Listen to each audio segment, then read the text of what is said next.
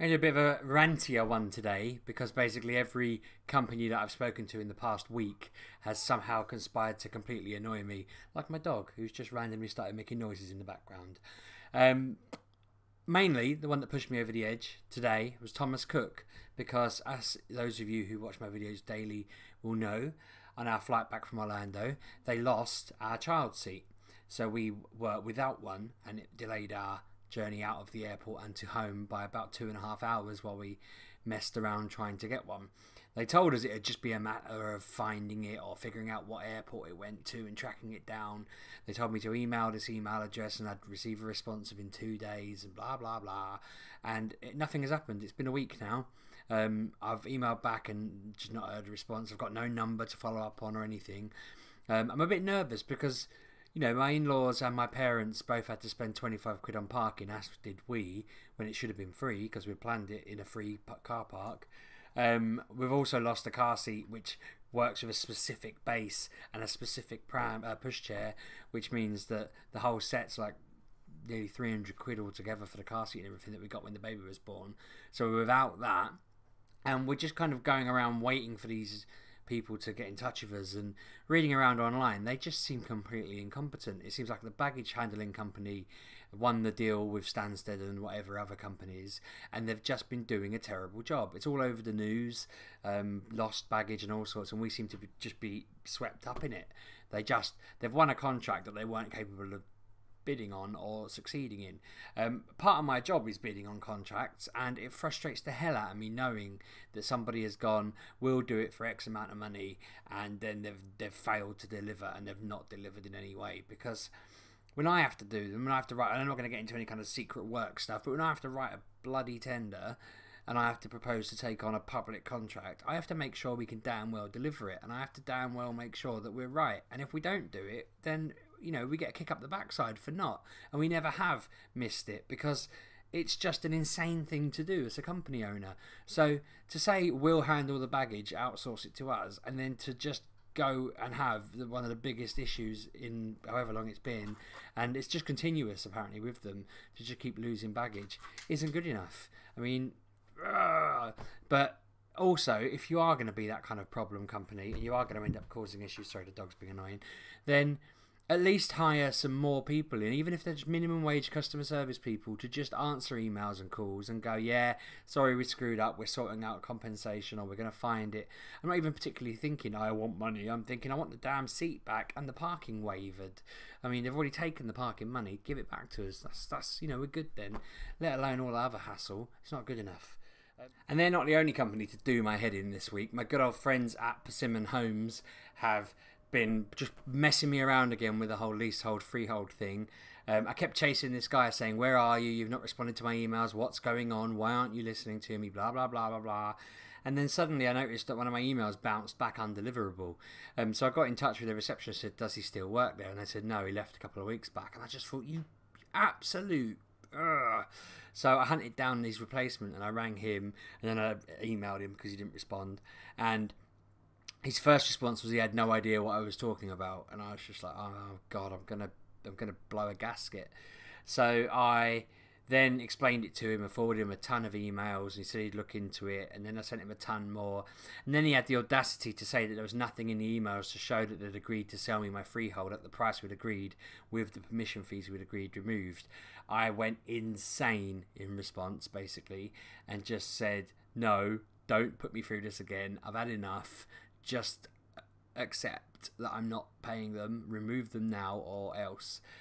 He's told me he's going to pass it on to their legal team, who's going to get in touch with me. He's passed me the lady in the legal's name, and I've been talking to her, but I'm just waiting to receive the paperwork now, and I'm convinced it's going to be wrong, and it's winding me up because, again, it's another company who have just taken on the bid. They bid to be able to build on land around the area. The public sector will say, we've got this massive piece of farmland or whatever, we're agreeing, we'll sell it to a developer, and we'll allow you to buy and sell homes on here, build homes on here, and do whatever, as long as you abide by these rules. And they don't. It is terrible.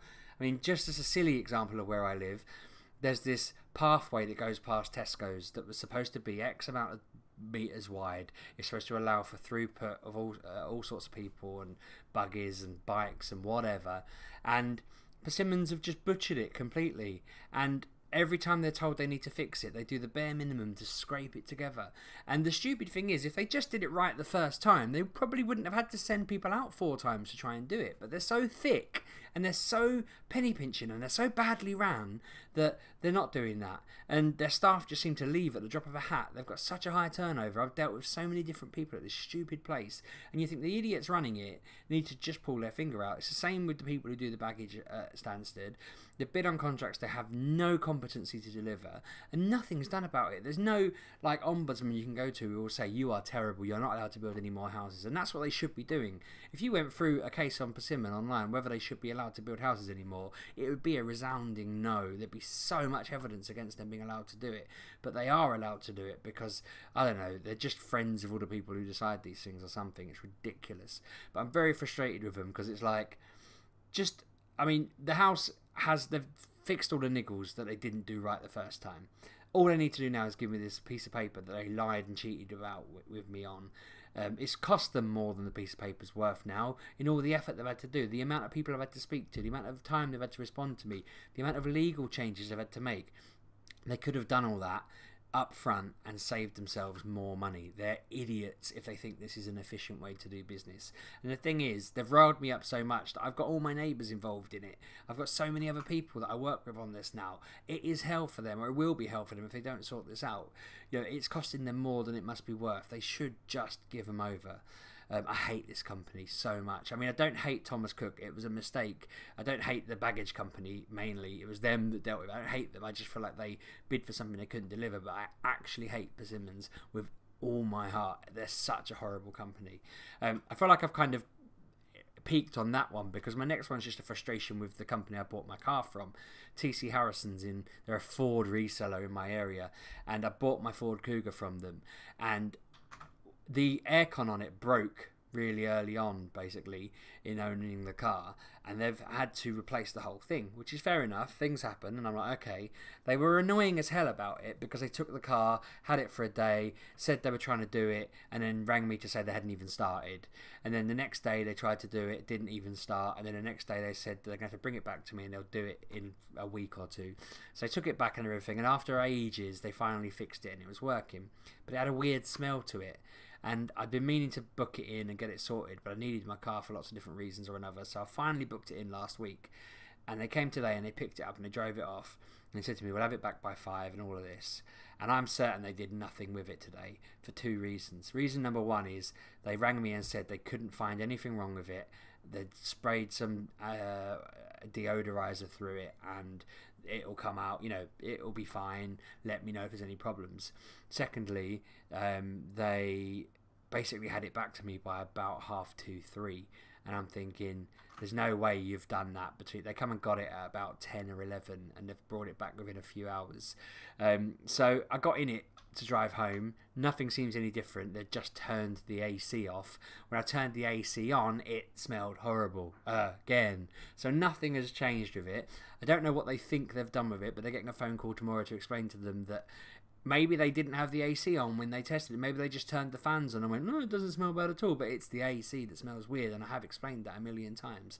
The reason I think it smells weird from my research is that I don't think they changed the filters when they did the bleeding AC change.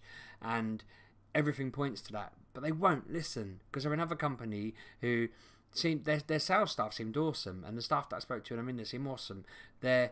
All their care staff seem good. It just seems to be when it goes into that back office, I don't know who's dealing with it, but they must be amateurs because it is ridiculous. My colleague had her car sent in there and they got it wrong so many times. It's a joke. I should have listened because she said, "Oh, I don't want you. Don't send your car in there." But I was like, "I've got to." I regret it. So it's annoying as hell. I don't know how these companies get away with it because they obviously make enough money to keep going, and people must just keep going there. But they're not cheap either. I didn't buy a cheap house. You know, it's an expensive house. I didn't buy a cheap car. It's, you know, it's a Ford. It's a decent Ford. It's all right. You know, and I didn't scrimp on it. If I'd bought cheap, I'd get why it was breaking or why it was going wrong. But I bought kind of middle, and they should be better.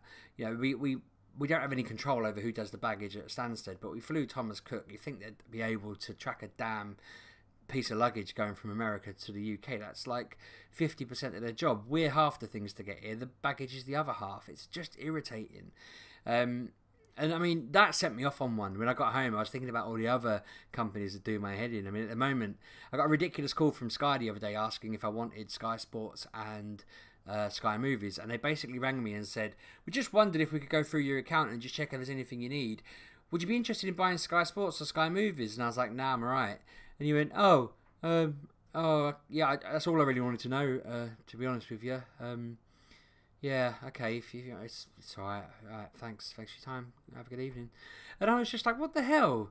Like, as someone in sales, I'm like, knows the first answer you get. And then it's his job to go, well, are you sure? Because we're doing this. This is the reason why you should. Have you seen all the different programs and films? And, you know, who do you support? Do you watch football? Spurs are playing 4 times this month. Are you sure you don't want to spend a £5 and see them play? You know, you could watch. And then if I'd have said no, then I'd have been like, but it's only a £5. How about I do it for £2.50 for a couple? You know, I'd have been going through the 3-4 stages it needed to go to before I was like, look, fair enough, I've taken up a bit of your time here. Maybe I'll catch you in a couple of weeks, maybe a couple of months, let you know. But he was just like, and I get it, he could have been young, he could have been new, but Jesus, I mean, train him. Why has he not got a team leader sat next to him going, ring him back and say these things to him. Ring him back now and go, look, I'm sorry, it's my first week. I'm not particularly good at this yet, but hear me out. I reckon I can convince you, because that's what you're supposed to do. And he didn't. And then, like, my last one, and this is probably because in America I had faster internet, and when I got home it's just doing my nutting. But that sounds really lame then, nut. But BT kill me, because they win all the contracts to put all the broadband in and all the internet stuff, and they do a bad job with it. And Virgin do a really good job with it. They'll ring up their customers and they'll say, hey, you know how you get 50 meg broadband? We're going to make it 200 meg. Don't worry about the bill though, it's going to cost the same. And they've done that, maybe not to that jump, but they've done that several times. My mum and dad started with something like 1 meg broadband when that was a special thing.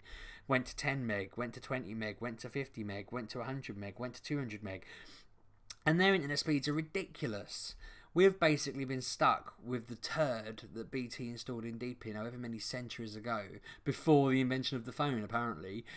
Even though I live on a new build estate, even though the exchange is to the corner of my house, I think, they seem to have wired it all the way down, all the way around, and all the way back to me, when they could have just gone a road across and I'd have had decent internet speeds. But even the people next door, like, who are next to it, who are hooked up to it, don't have good speeds. And I hate them, because it's irritating, and they are involved in so many technology industry sector things, and they do a bad job in all of them. But because they're BT, people think, I've heard of them, so I'll give them some money. And it's really frustrating, because they're terrible at their job and they need to go away. They're too big to do a good job, and I don't get it. Most of these companies are too big to do a good job now. Little companies are better. And I'm not just saying that because I work for one. I like when I deal with someone small who cares if it goes wrong, basically. None of these people have cared. Thomas Cook and the baggage people have not cared that they lost my stuff. Persimmons do not care about the amount of stress they put my family through over this damn freehold that they lied to us about. They didn't care when some of the stuff was broken. Some of the stuff I've had to show them when it's broken here. I've had to point out to them that if a kid got hurt by it, they would be in a lot of trouble, and before they've had to act. You know, TC Harrison's don't care about the car. They didn't make any effort to check whether it smelled or not, and they didn't deodorize it, because when you get in, it doesn't smell any better when you turn the stuff on. They've done nothing. It's worthless. BT don't care. Sky don't care.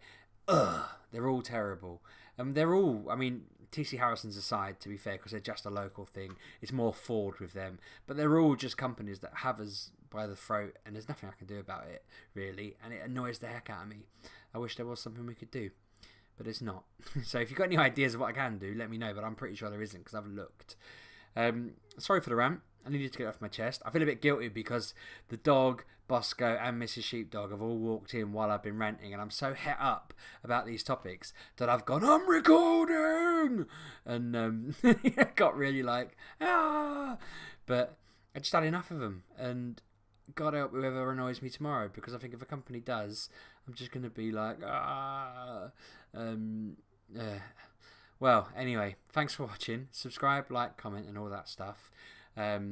Yeah, let me know your thoughts. Let me know if there's anything I can do to get A, the baby seat back. That's the main one. But B, the freehold.